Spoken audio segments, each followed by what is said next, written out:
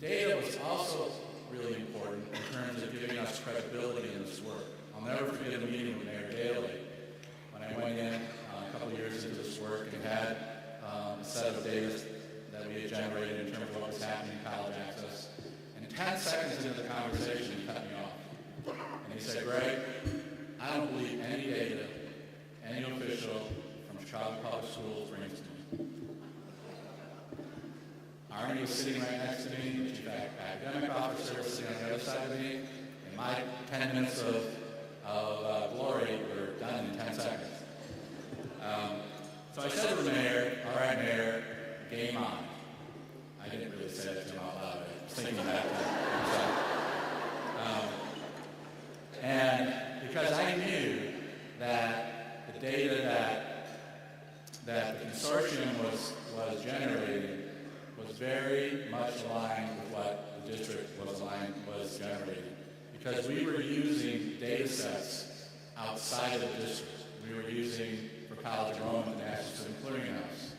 And we had figured out how to track FAFSA completions by student name in real time. That was important because 90% of students who fill out the FAFSA will end up in post-secondary education the year after they graduate high school. But only 57% of the young people in this country fill out a FAFSA form. But when the counselors, you'll understand this, when you know on a very regular basis, meaning every couple of days, whether every single one of your students has a completed FAFSA form, yes or no, how you go about doing FAFSA completion workshops changes totally. Because that announcement over the PA system at 8:15 probably doesn't need to take place because you know the 37 kids by name who don't have a completed FAFSA because that information is being generated off the computer of the Department of Education in Washington, not off of the reassurance by the student that they sent the FAFSA form in. 2/3 of students who file a FAFSA forget to sign it. 2/3. 22% of the FAFSAs that we get at the department are incomplete. 2/3 of the reason, 22%. 2/3 of that 22% because they forgot to sign it. So, but if you as a counselor or school staff know that, that's a pretty easy thing to remedy. In Chicago, FAFSA completion this year ended at 86%. The national average is 57%. And so we actually have a national demonstration going on with 20 major school districts in the country as part of college and career readiness strategy to make FAFSA a core component of that. There's powerful work going on in the country funded by Lumen and by Gates through groups like College Summit, National League of Cities. College Board just launched a campaign with counselors. I hope counselors in this room, if you're not aware of this, go to the College Board site. It's called Own the Turf. It's all about counselors stepping up and owning the turf, owning the data points around college access. Who else in your school is taking responsibility for them? And so the College Board has launched this campaign coming out of a speech Arnie gave at the AP conference this past summer in D.C. One of the most fascinating reports that just came out this week is from McKinsey, which compared school systems across the world in terms of how is the United States doing. And was looking for some commonalities in terms of why is Shanghai, why is Finland, why is South Korea, why are these countries spiking to the top of academic performance in a relatively short period of time, 4, 5, 6 years at the most. They were curious about who's at the forefront of this. Who's at the forefront of it in this country? If you're from Boston or Long Beach, or you're with Aspire charter schools, you're talking about in this report. It's absolutely fascinating in terms of what is sparking other countries is what's at the base of what we're trying to do from the federal level. What ignites it typically is an economic crisis. country is having in place the leadership on the political side and on the educational side to create a set of strategic strategies that can take advantage of the economic crisis to draw attention to the fact that what's happening currently in our country from an educational standpoint is not effective. It's being honest and transparent, showing some humility, taking a deep breath, and saying, we've got to do things differently. Some of the common factors in what's happening in these countries is they are selecting their educational professionals from the top third of the graduating classes in the universities. You must be in the top third. Now, I have an education degree. 40 years ago, school education was like the school's last resort. You can't become an engineer, you can't get into medical school, you can't do this, you can't do that. You can always go into education. What these countries are saying is that if we are going to be economically prosperous in the future, we cannot have our schools of education, our educational systems, that the professionals going into those systems have to be from the top third in our country. And they're also rewarding them financially for that. And they're giving prestige to the education profession. So there's some really interesting things happening across the country that on a community-by-community basis. There's some work going on in the social service community.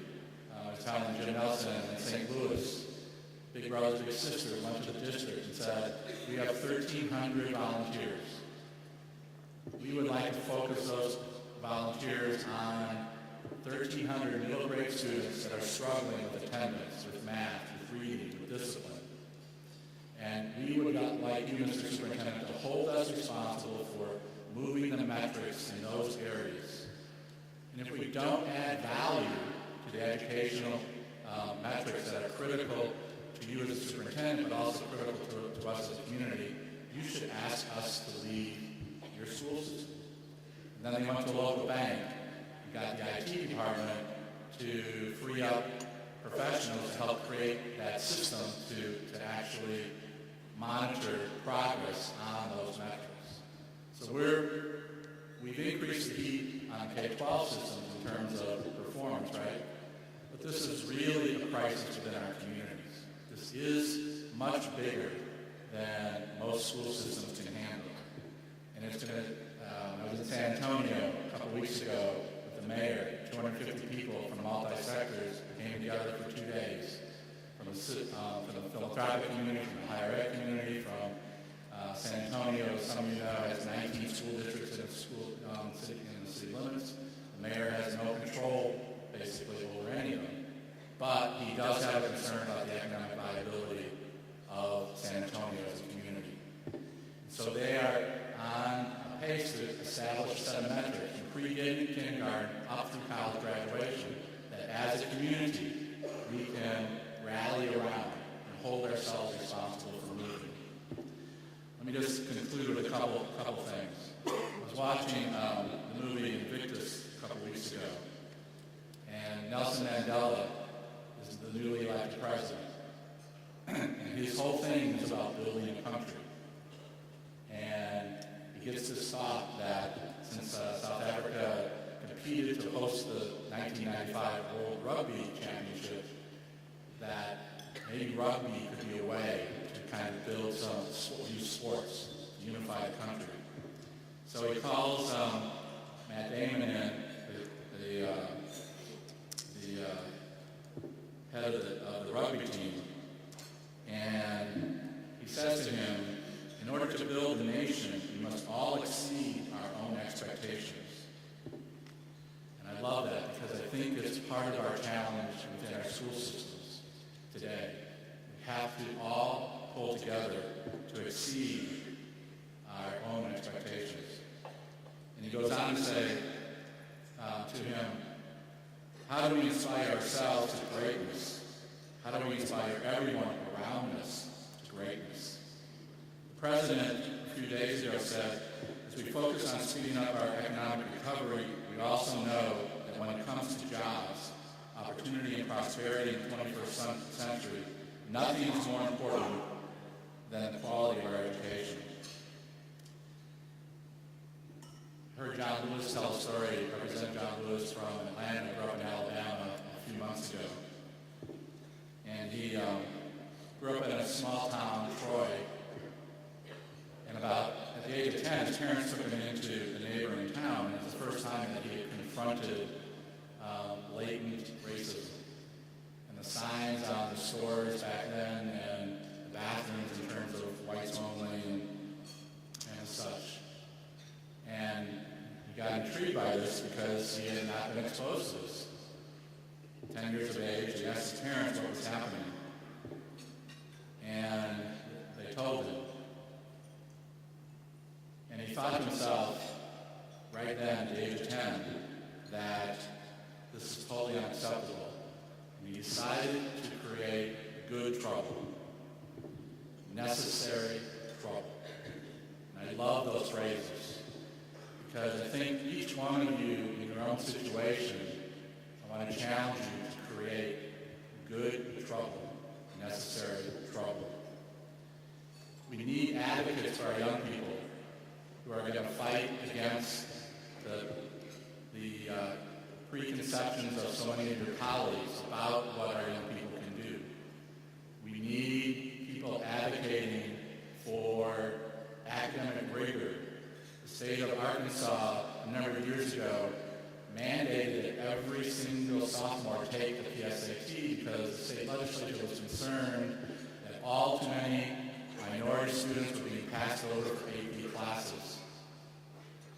They give the test to every sophomore, and the number of students in Arkansas who have AP potential more than doubles overnight. Who were those students? Basically, for the majority were minority students in the state. The majority were male students. The same thing happened in Florida. So we're fighting for the students in unprecedented ways. Whether you're in a rural situation, whether you're working with foster children, whether you're working with kids in public housing, whatever the situation, we need all of you creating good trouble, necessary trouble. Thank you very much. It's great to be here. I hope you have a great